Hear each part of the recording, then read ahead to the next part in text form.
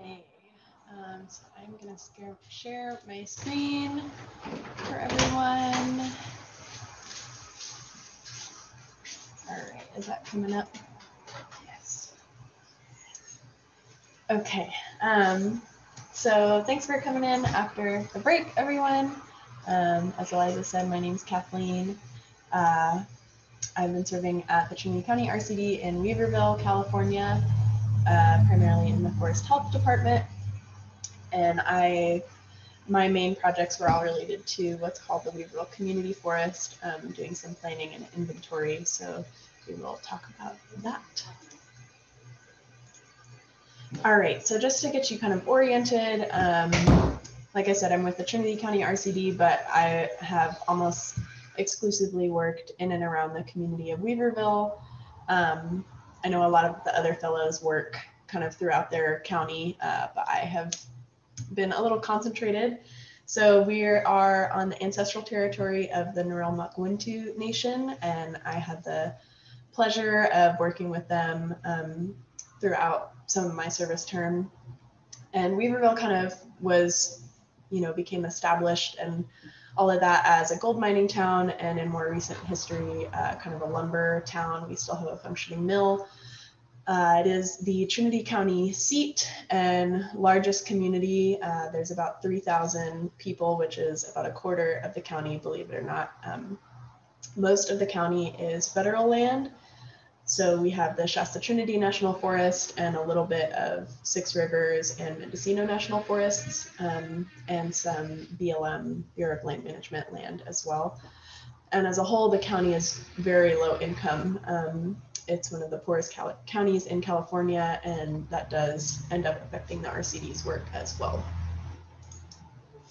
So when I came to TCRCD as a GrizzlyCorps fellow, GrizzlyCorps is all about capacity building for climate action.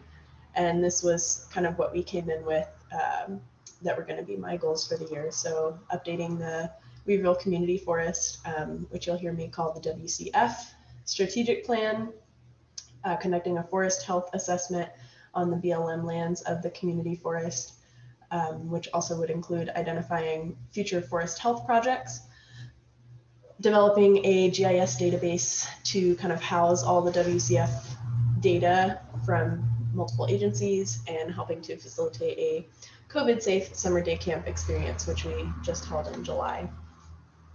And this really kind of ended up looking like 3 projects, even though it's several different goals. So we have the strategic plan update, the forest health assessment, and being a summer camp counselor. And now we'll kind of move into introducing the community forest.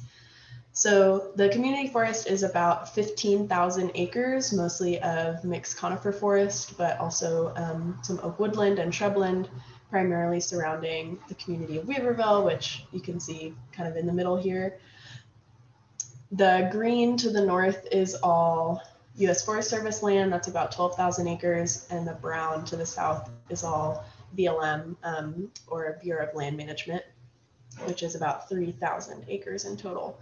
And you can see the boundaries are not contiguous at all. It's very interspersed with mostly private land. The pink that you see is all industrial timberland, and the white is just other private land, mostly residential, which is why you see that in kind of the more urban area of Weaverville there in the middle. And the community forest kind of originated, it was going to be a land swap between the BLM. So this area was kind of the original community forest. The BLM was going to swap the land with an industrial timber company, but the community was worried that that would mean clear cuts right next to town. So this big chunk right next to a lot of these residential areas, people were concerned that that would be very ugly if it was all just clear cut. So the community came together and kind of rallied to protect this land, to make sure it stayed visually pleasing just for quality of life, but also so as not to impact the high tourism industry in the area. And otherwise, so kind of coming out of that, the WCF really was intended to provide the regional community with productive timberlands, wildfire protection and recreation opportunities, as well as protecting the local viewshed. However, some of these goals have proven difficult to meet at different times. So the strategic plan for the community forest historically has kind of been a shorter 5 to 10 page mission statement type document on also a relatively short time scale of 3 to 5 years. And this update is on a little bit longer time scale starting this year, going through 2028, and is written sort of in a more similar to a traditional forest management tactical or strategic plan. So focusing heavier on management goals and objectives and suggested solutions to get there. So this is kind of the outline of how the update ended up looking. This, probably looks like other planning documents if you've seen anything like that, or just sort of managerial documents for any big project. We identified community priorities just from the information that I was learning when I first came to the RCD. I was really just inundated with a lot of awesome local history and knowledge. But also there is a annual public meeting for the community forest in the fall, where we kind of update the public on what projects are happening in the forest and how they can get involved in various efforts. And this is kind of where we first introduced to the community the idea of the strategic plan update. So we got people's ideas about what they wanted to see in the forest from that meeting. And additionally, we polled what we call the Weaverville Community Forest Steering Committee. We polled those members in the spring about their priorities for the plan. And the steering committee is kind of half responsible agency folks, so Forest Service, BLM, or RCD, and half community volunteers that just volunteer their time to help with the community forest. So through all of those community priorities and kind of the responsibilities of the agencies to the forest, we identified these 4 objectives and laid out policies and not so much policies, but just ideas to continue managing the forest and improve our management of the forest. So collaborative decision-making, responsible forest management, education, forest demonstration, and engagement opportunities for the community, and accessible community and cultural use. And this also included a funding plan, so kind of discussing how funding has worked in the past and what challenges we have faced maybe, and then trying to think of creative ways to take advantage of funding opportunities in the future. And dividing these things up into sections really helped us cut up the drafting process month by month. Throughout my service here, since this was kind of my main longest term project, and that also allowed us to hone in on specific topics with the steering committee and the public whenever we would have community meetings. And I'll talk about how that worked a little bit more. So this was what sort of my whole service year looked like in a nutshell. In October, we held that annual public meeting that I mentioned. From November to April, we were holding monthly steering committees on the draft as I drafted it. So once I got in a rhythm, kind of after the first couple of months, about how each month should be structured to prepare a new section, and then hold a successful meeting, that usually kind of looked like compiling what I did know, just what I had learned, around the office and in the community and at the farmers market, and identify what I still needed to know and the questions that I had, and then conducting kind of informal interviews with relevant partners and community members and my own coworkers at the RCD to answer those questions and find suggested solutions and things. And then just putting all of that information into a draft of whatever section we were working on and prioritizing kind of common or historical concerns, and what creative ideas maybe people had to move forward on those things. We would then provide that draft to the steering committee and get all their comments back revise and compile those viewpoints, and then take all of that information to our monthly meeting to discuss that topic, and then revise the draft accordingly to what we discussed and decided at the meeting. So all this work kind of required a lot of quick learning and experimenting with community outreach and social media use, neither of which I really had any experience in. Thankfully, it's a little simpler, I think, in rural communities than it probably is in a large urban area. You know, you just post in the paper, put up flyers around town, put it on Facebook. That doesn't mean that you'll always engage effectively, but at least we're getting the information out there. But back to this timeline. So in May, we had kind of finished the draft, and we had successive comment periods with different groups to get feedback. And by June, we took all those comments and finalized the draft, and we took it to the steering committee for acceptance. So the document is now finished and published, and that was an awesome project to complete during my service. And you know, sometimes I wonder if there was a more collaborative or community-oriented way to implement this process. Maybe if we had started initially before even drafting with these kinds of meetings that we had every month about,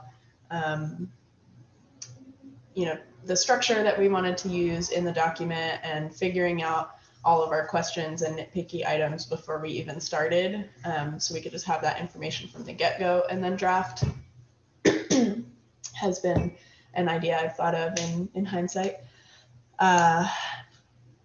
But you know, we did what we did, and I think we had a good process still. It's just good to keep in mind for future efforts. So thinking about kind of outcomes specifically from my strategic plan project, I think personally this has increased kind of my experience and skills in community engagement, which I mentioned I didn't really have any professional experience with, and also just in meeting planning and facilitation, which is kind of a generic skill, but definitely one that I honed, I think, this year, and our meetings became much more effective as the year went on. I also had the opportunity to brush up on my GIS skills, so I produced most of the maps for the strategic plan, and hadn't really experimented with GIS or map making since school, so that was good to relearn some of those skills. It gave me an opportunity to explore long-term management planning and kind of the natural resource field from a professional or career capacity, which mostly I think before I kind of only had classroom experience. And I actually had little to none forestry knowledge or experience before starting this position. So also kind of just learning the ins and outs of basic forestry knowledge and applying that to the work I was doing. But something else I learned was that I kind of alluded to earlier, that it is difficult to foster community involvement. So I think getting information to people and reaching out is one thing. You know, everyone might know about it, but it's harder to actually inspire people to get involved, which I think is something I'm still learning about and trying to kind of brainstorm ideas to change. So tying this back to capacity building, this project was helpful for the RCD to build capacity because really there historically has not been anyone at the RCD even to spearhead work on the community forest, especially not someone that could dedicate most of their working time to overhauling one document. The RCD is, you know, very busy, as I'm sure many of you have heard in other presentations. And yeah, I think in the past, the strategic plan has definitely not received the attention it deserves. So it was good to have kind of a dedicated, so to speak, staff person this year. And I think in the future, other GrizzlyCorps fellows in the Forest Health Department at TCRCD will also be relatively involved with the community forest. So the next kind of large project I was working on was the forest health assessment for the BLM lands of the community forest. So just those southern portion brown parcels from the map that I showed you earlier. The BLM lands within the community forest actually tripled since around 2010 or 2015. And the BLM Reading field office, who supervises that area, has routinely been understaffed and also struggles to secure funding. So some of those lands that have now for years been a part of the community forest, still no one has really laid eyes on them in a long time, or sometimes even at all. So as a WCF partner, the RCD has this year been able to step in and produce this report on BLM lands to kind of survey what nobody has seen. So this report for each parcel in that area included descriptions of the vegetation composition, accessibility by vehicle, or just whether it was completely isolated by private lands. You know, we can't exactly walk through people's backyards. Forest health issues and any safety hazards on roads or trails, and timber harvest suitability. So trying to see if there were any good areas within that part of the community forest where we could conduct a timber harvest to produce stewardship funds. And this report kind of concluded that accessibility is a major barrier. If you remember from that map earlier, that the community forest is interspersed with a lot of other people's land. So it's tough to get to those sometimes, or just maybe a road is washed out, or a tree, you know, many trees have fallen over it over the year and they haven't received enough attention. But also concluded that mortality and overly dense stands are significant health issues in the community forest, particularly near roads and trails, where snags can become human health hazards, you know, if they fall on someone or on someone's house, not to mention wildfire risk of having so much fuel so close to the community of Weaverville. Other outcomes from this report, we did actually identify a parcel for a new timber harvest, which is very exciting because there are few funds left in kind of the BLM budget for the community forest specifically. We've used a lot of stewardship dollars and not replenished them in a while. So yeah, we have this new timber harvest plan coming up, the first, as far as I'm aware, that has been planned in the last 10 years or so, on 139 acres, so a small part of the forest, but significant nonetheless. And currently, I have been helping the RCD start to work on tracking unmapped streams and wetlands, which you kind of see here in this map, to determine different project treatment types and see where there might be sensitive areas where we shouldn't be harvesting. And that will likely be a big project for the next GrizzlyCorps fellow as well. And otherwise, personally, I got to learn relevant plant ID for the local area, mostly of trees, and again, kind of basic forestry knowledge and skills, including some field work and basic measurements. And as far as this project goes, this built a lot of capacity for the RCD and even the BLM, because the BLM field office was not going to be able to do this anytime soon. And we wouldn't be having a harvest if we hadn't done this report. And I think ideally, I probably would have learned my skills a little bit faster, or felt more confident in the field on my own, so I could save my supervisor a little bit of time. But I think having her knowledge and insight as more of a forester was very valuable for that report. And I don't think it would have been as high quality without her. So I'm very appreciative of that time. Let's see if I'm doing on time. And my last project really that I worked on with the RCD was just recent, mostly the last month. I was a camp counselor at Weberville Summer Day Camp, which the RCD runs and hosts and all of that. So it's 3 weeks of outdoor learning for children in the local area from 6 to 12. It focuses on local nature, self-sufficiency, history, through lots of different games and art projects and some field trips for the older kids. This year, our main session topics were forest ecology, kind of outdoor survival skills, and watershed science. And this year we served about 40 to 45 kids weekly, which I believe is the largest camp has been in some time, or maybe ever. And personally, this was really valuable because I had never really worked with children in a professional setting before. So I was excited to get to work with kids and be in an outdoor education environment. Because while I think that's not necessarily what I primarily want to do, it's still a very important part of community engagement. And as far as this project goes, this was very important for building capacity, honestly, just by being cheap labor as an AmeriCorps member that could be a counselor. This camp runs on a very small budget, mostly just from donations and registration fees. And we were adamant this year about keeping it affordable for families, you know, post-COVID and all of that. And again, thinking about how Trinity County is such a low-income county, we wanted it to be welcoming to all, and we were able to provide some scholarships to kids to attend.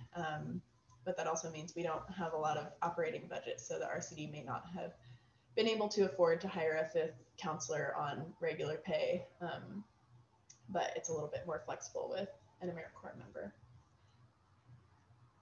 All right, so some other accomplishments that were not quite related to my capacity building goals this year included participating in 3 prescribed burns and a prescribed burn training exchange, mostly in Trinity and Plumas counties. So in total, I think when I tried to add it up, I helped burn about 85 acres of private land, but that may have been up to 100. This is a photo of me on the burn. And also just kind of some general challenges and lessons learned from this year. Things that I struggled with in my service term included a limited outreach and education knowledge. So I had to kind of work around that with advertising events or working with kids. And I think as a lot of other AmeriCorps members experience, just kind of working also with this outsider effect in small, close-knit communities where you're often not from, it can be difficult to breach kind of wanting or trying to get people to want to be involved or listen if you're sort of an outsider that doesn't know what they're talking about. And again, as I mentioned earlier, kind of hard to reach community members, getting people actually involved and not just aware of what's going on.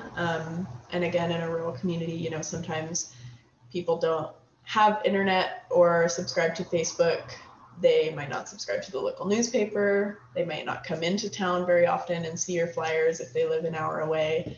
It can just be difficult to really and truly engage your whole audience. And again, unique rural issues are internet and cell services can be problematic. And this year in particular, varying schedules and availability due to COVID as people were dealing with kids and working from home.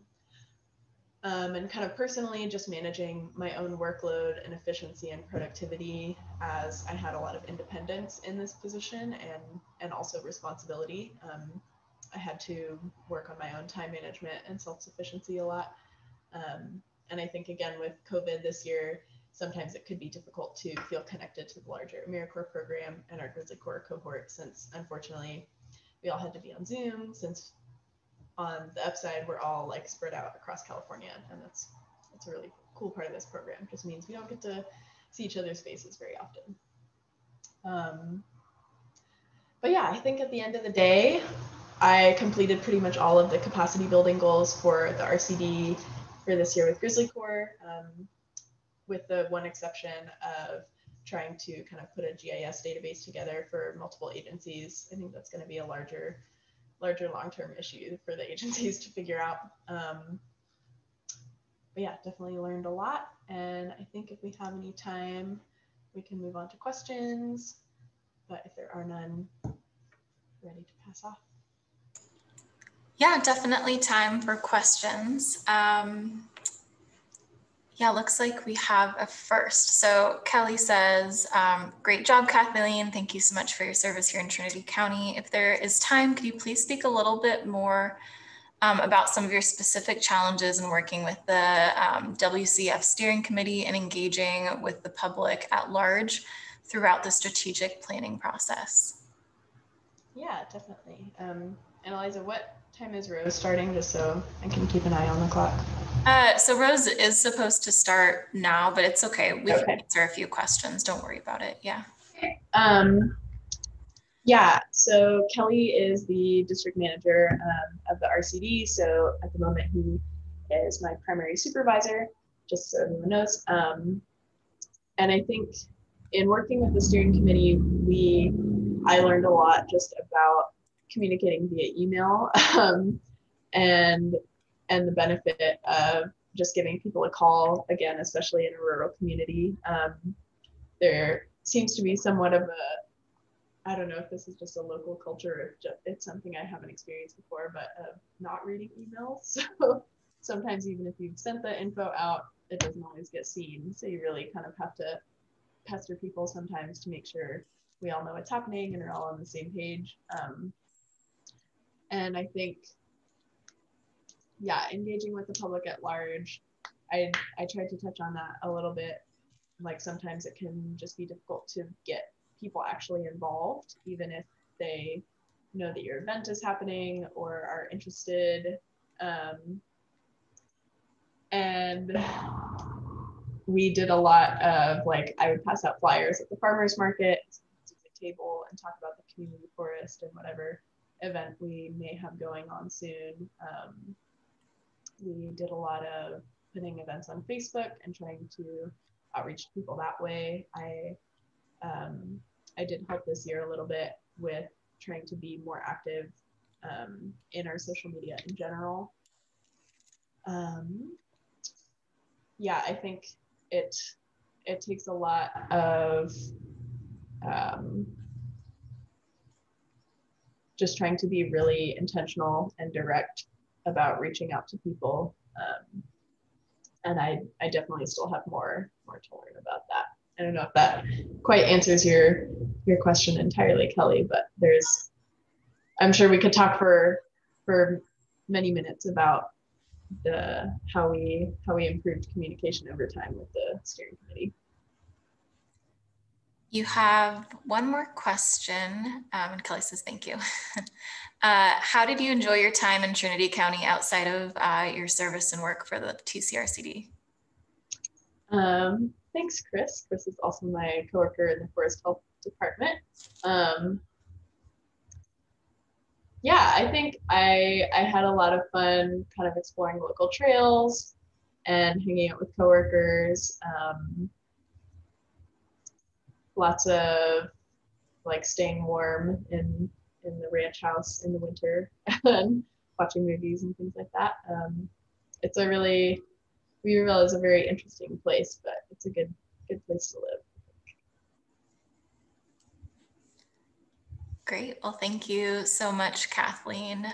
Really appreciate it. And if any of you are interested in seeing the report that Kathleen helped put together, it's on TCRCD's website, and it's absolutely gorgeous and highly informative.